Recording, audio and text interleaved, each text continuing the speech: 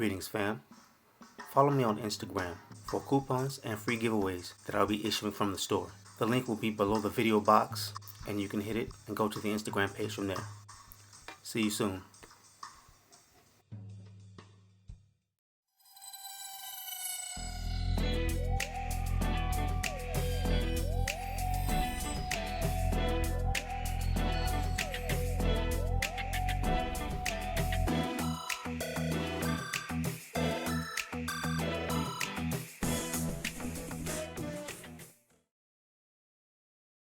This is part 2 of how to kill diabetic poisons. Basically, to stop yourself from either being slowly poisoned or slowly sugar poisoned, or destroying your body rapidly from an excess intake of sugar or processing of a high carbohydrate intake. So let's jump into some things that you need to know first of all. Alright, so the first thing you need to be familiar with are the glycemic index charts and the insulin index charts or systems. So there's a system that measures your insulin release level as it pertains to how much carbohydrates you eat or sugars. And there is a system that measures your blood glucose level as it pertains to 2 hours after you ingest carbohydrates. So one system measures, again, the blood sugar level. The other system measures your insulin release. So the first thing you need to do is get several GI index charts and insulin charts. Now they look a little complicated, but just about an hour of study will get you competent and help your food choices become therapeutic and bodybuilding instead of body destroying. All right. So let me explain again the difference between the glycemic index rating system and the insulin index system. Now the GI index system is basically an algorithm that uses the numbers 1 to 100, a 1 to 100 point scale to measure how fast food raises your blood sugar level after a few hours of intake. Now the scale determines 1, the number 1 being very low blood sugar impact. And then you have 1 in between 1 and 100, whereas 100 being the highest blood sugar level impact that you could possibly have, which is a very high blood sugar level and also a detriment to the body. So we have here a glycemic index chart, and on the right we have a separate insulin index chart. Glycemic index works like this. So for example, you have breakfast cereal here, Special K. On the glycemic index scale, it rates a 70 with a plus or minus of 9 points, meaning it could be 79 or it could be 61, which is a high glycemic level or high glycemic index, because anything over 50 is considered high. Anything below, say 45, actually on their scale, anything above 55 is high. Anything below 45 is moderate to low. In my eyes, especially if you have a sensitivity, I would not go past 45. After 45, to me, you're in a high glycemic index level. Okay, but that's just me. So again, Special K has a glycemic index of plus or minus 9, or 70 plus or minus 9 points. Again, could be 79, could be 61. Now the insulin index is a little lower, meaning that on a scale from 1 to 100 with the insulin index, because it works similar to the glycemic index, only in the point system, you have the same thing, raising the insulin level between 66, or rather at 66 plus or minus 5 points. So again, you could have 71, you could have 61. Again, these are high levels. So the glycemic index level, the blood sugar level, and the insulin release from this particular cereal are both above high levels. So let me clarify something really quick. What the glycemic index indicates as a low glycemic index is from 1 to 55. What they rate as a high glycemic index is 70 and above. So for example,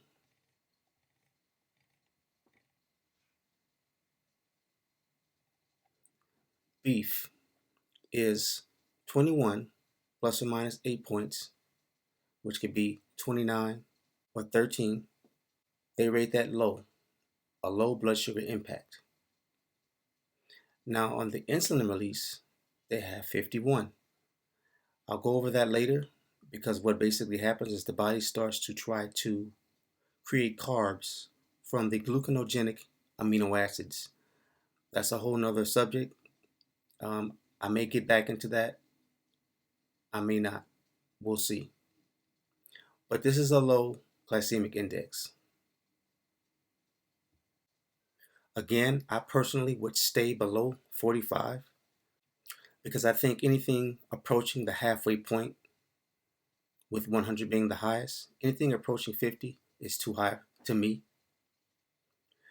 Now, again, the insulin index system works basically the same way. Instead of measuring blood sugar, though, it measures the insulin release of a particular food, which is actually more accurate in determining sugar impact on the body. All right, so I'm not going to go too deep into the anatomy of the two systems, but know this, just as we saw with the beef, we saw that it's not concrete as to the effect of blood sugar level unless you're dealing with insulin release, okay? How your insulin responds, because you can't eat something that's protein rich, right? Such as the meat, which is rare, that people eat just meat by itself, and the body tries to create carbs from it. If you eat meat and you eat a little bit of vegetables with it, you will negate this particular process that the body tries to desperately create carbs because you're already supplying it with a carb source. All right. But again, I don't want to get too deep into the anatomy of that. Now, with regard to the plus or minus points that each of these foods have, these are the reasons why they have that range where it can vary from higher to lower. Okay. Glycemic index charts often give only one value per food, but variations are possible due to ripeness. Riper fruits contain more sugars, increasing the GI. Cooking methods. The more cooked or overcooked a food, the more its cellular structure is broken and the tendency for it to digest quickly and raise blood glucose more. Processing. For example, flour has a higher GI than the whole grain from which it's ground, as grinding breaks the grain's protective layers and the length of storage. Potatoes are a notable example, ranging from moderate to very high, even within the same variety. Even more importantly, the glycemic response is different from one person to another, and also in the same person from day to day, depending on blood glucose levels. So there are a lot of factors, basically, that give reason for them to have a particular GI index and then have it vary from plus certain amount of points to minus certain amount of points. So here's a good chart to give you an idea of the ranges that they consider to be low, medium, or high. For example, foods that are 55 points or less on the GI index, they consider low. Okay, again, I would not rate the foods that I eat that way, but this is what they consider low. In the medium range, they consider anything between 56 on the GI index and 69 as medium. Okay, and they give examples: white sugar, sucrose, whole bread, pita bread, balsamic rice, unpeeled white potato or yellow potato, grape juice, raisins, prunes, pumpernickel bread. Now remember, this is taking into consideration what you eat this with, your own particular biology, the brand, etc. Because to me, cranberry juice would be way up there. It would be in the 70s and above, okay? Because they have glucose. Grape sugar, grape juice is somehow in the medium range. Grape sugar in the 70 range, okay? So you get the idea that a lot of this is ballpark figuring, all right? Take it that way. And this is why I say I would step it down a little bit. They consider the high range 70 and above, okay? And they give you examples: high fructose corn syrup, white bread, white rice, maltose. You get the picture.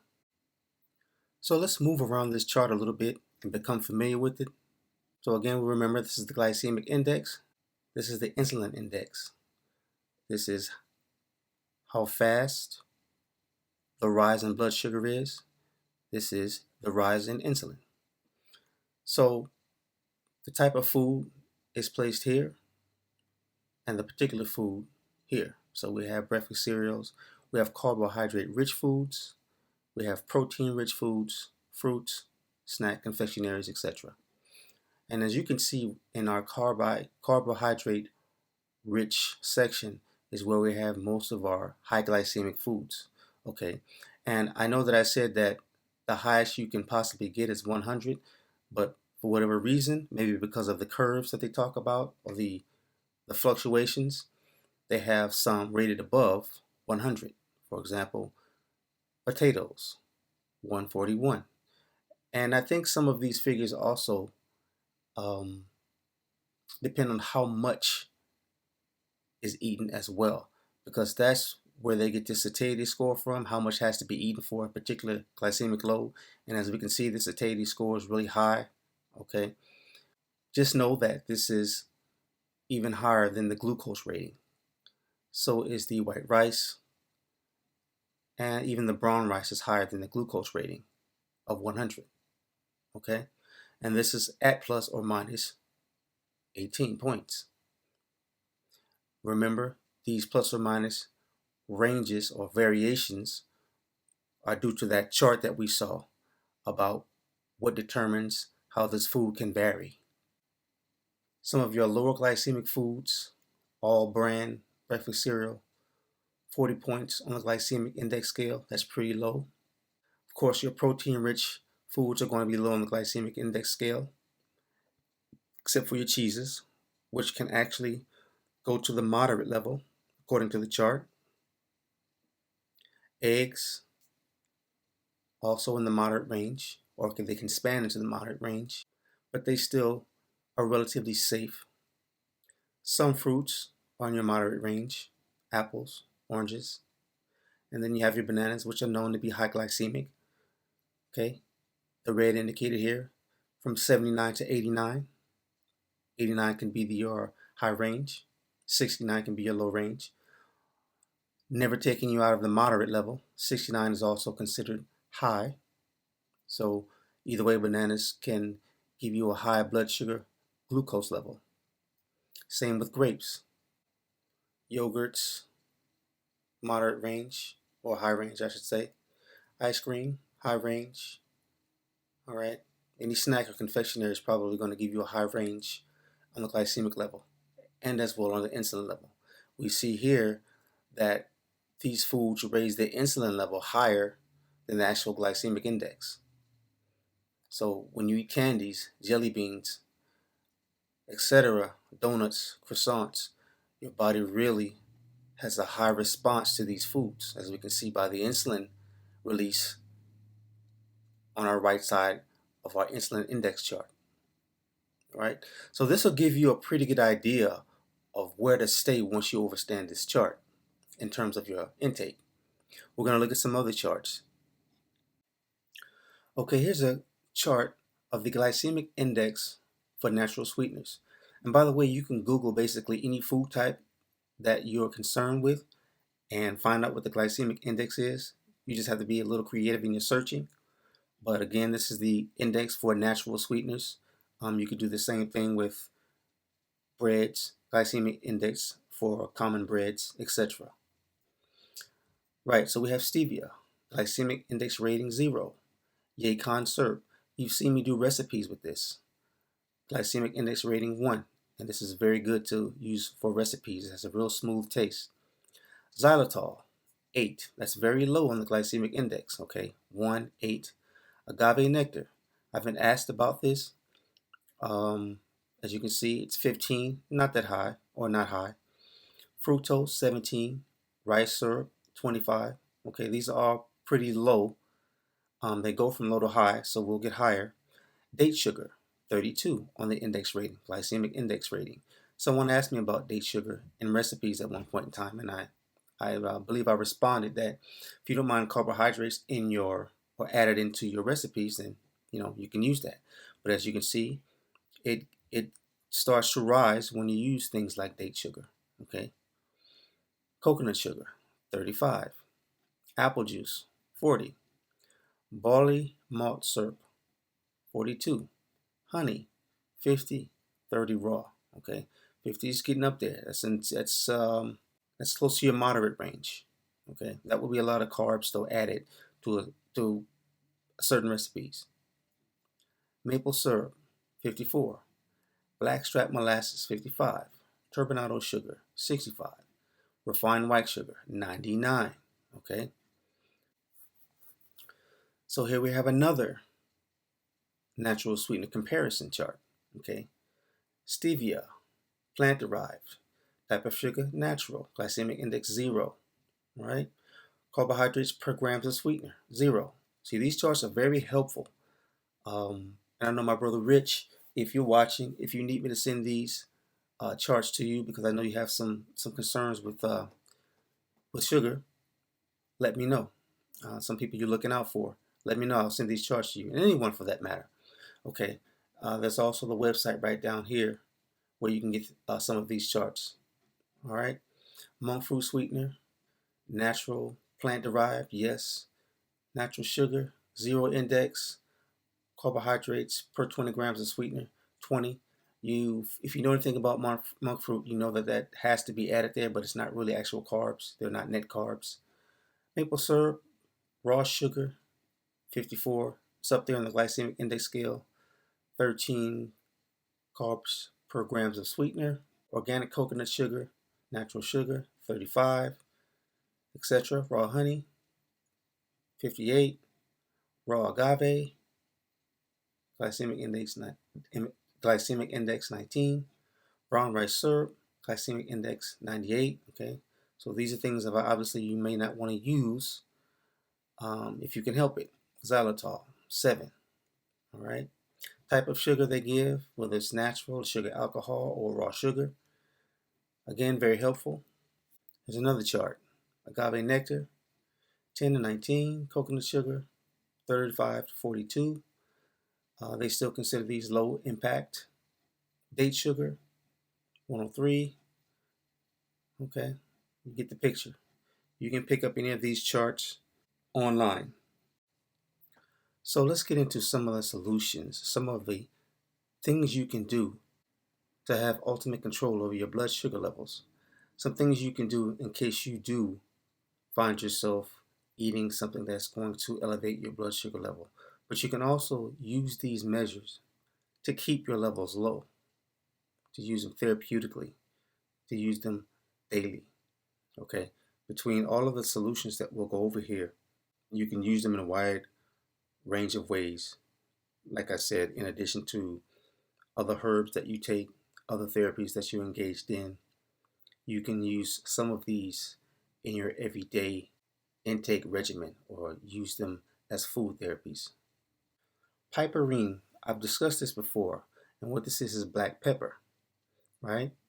Diabetes mellitus is the most rampant metabolic pandemic of the 21st century. I find that interesting that they use that word. Piperine, the chief alkaloid of Piper nigrum, black pepper, is widely used in alternative and complementary therapies.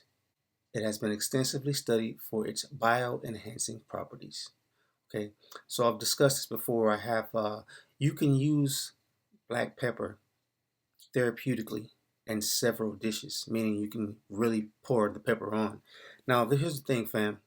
As I've said before, ground pepper, pre-ground pepper that comes in a little canister or bottle, if it's ground up already, it's basically useless therapeutically because all of the piperine is in the oils, and the oils have evaporated by this time or have been denatured or denatured. So what you must do is get the whole peppercorn and grind it up right before you eat your food. As a matter of fact, you shouldn't cook with it either. You shouldn't put this pepper on your food when you cook it because you degrade the oils, you degrade the piperine. Piperine is best used effectively in dishes like soups, avocado soup, zucchini soup, avocado itself, dishes like that where you can really kind of pour on that. I use, again, if you go back to my how to use foods therapeutically, I have where I use cayenne pepper and black pepper in my avocado, the actual fruit avocado. Again, zucchini soup, dairy-free dairy-free clam chowders or clam chowder if that's not an issue with you. You can really pour it on, but you want to let your food cool a little bit, and you want to grind the pepper right then and there on the food to get the full therapeutic effect of the piperine, okay, and black pepper. You use the full peppercorn, all right? Vitamin D. In several pancreatic cancer studies, vitamin D has shown that it protects and rebuilds damaged pancreas cells. Okay, that's one of the little known studies that are conducted with vitamin D, and that is the vitamin D that you get from solar radiation as well. You want to fortify it by keeping the synthetic, or not the synthetic, but the natural fish form in the body so that the oils interact with the liver. Vitamin D has been shown that it protects and rebuilds damaged pancreas cells, including the beta cells, which we know are responsible for insulin regulation. Okay. Now, there's almost always an inverse relationship with pancreas damage and a vitamin D deficiency, and a healthy pancreas and adequate amounts of vitamin D. Okay. There's a fish oil that I take that works excellent for me. Now, I don't get a lot of sunlight. I don't get as much as I should say. But this oil, when taken daily, seems to maximize my indigenous supplies and keeps the ingested supply adequate enough so that I don't go into a deficit. And I think this is a superior brand, and the fish taste is so light that you can easily smother it with shakes. I mix this in my shakes, okay? And this is the particular oil that I'm talking about here.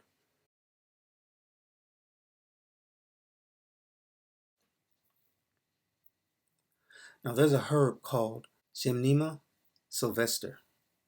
Now, this is a plant that grows in the tropical areas of Asia, Africa, and Australia. And it has what's called gymnemic acids. Now, these acids have shown in studies to suppress the taste of sweetness, but it doesn't affect any other taste that your palate has. Now, the best type to get is extracts of this chemical, okay? It must be extracts. And the GS4 extract is what you're looking for. Now, the chemicals in this plant occupy the glucose receptors in the mouth and in the small intestine. And what this does is when they occupy receptors, you know that glucose that's already in the blood is basically shuttled out of the body because there is a signal telling the body that there's enough glucose in the blood system, even if there's a small amount. Okay. But what it does on top of that is like a stacking, is that it stimulates the pancreas. So as long as there is some functioning of the pancreas, that functioning is improved. All right. And notice, once you research this, you'll see that bodybuilders use this to stuff their muscles full of glucose, because what it does, again, it increases the functioning of the pancreas. And what they use it for is to do what's called glycogen loading, and that makes them look bigger.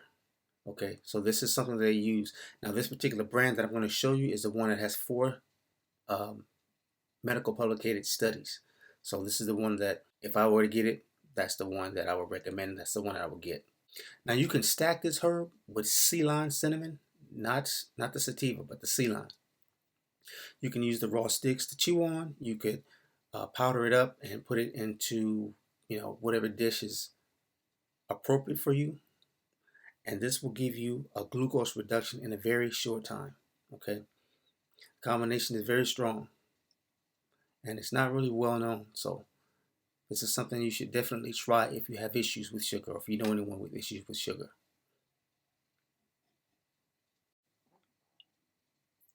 And last but not least, you can combine a keto intake with 30 minutes of exercise daily. One of the simplest ways to reduce blood sugar issues is to stay on an exercise regimen while cycling the keto intake, or the low carb intake. You can eat a maximum of 40 carbs on day 1, 75 on day 2, or within that ballpark, however you choose to fluctuate. And then back to 100 calories or 100 carbs on day 3, and then repeat that cycle. Or just stay low carb if you can, if that's not too difficult for you. The hardest part about this is what to eat and getting to the floor and working with weights or your body or some type of sport in order to actuate these changes. I find that people just don't have the time or discipline to do this, and it's really sad because, as I showed in the last video, lack of exercise is a main culprit of high sugar levels coupled with bad eating. Okay, the two have to coexist pretty much. You can eat healthy and not exercise and have very little chance of developing any type of blood sugar issues. For the most part, the two combinations done incorrectly do bring in the dynamic of diabetic issues. So, any questions, email, any suggestions, comment, like, and until next video, peace. If you learned from this video, help support the study and time to bring this knowledge to our community. It does take time and effort to be concise and as accurate as possible so that we can stay abreast of important health information and techniques. Please visit the site and follow these links.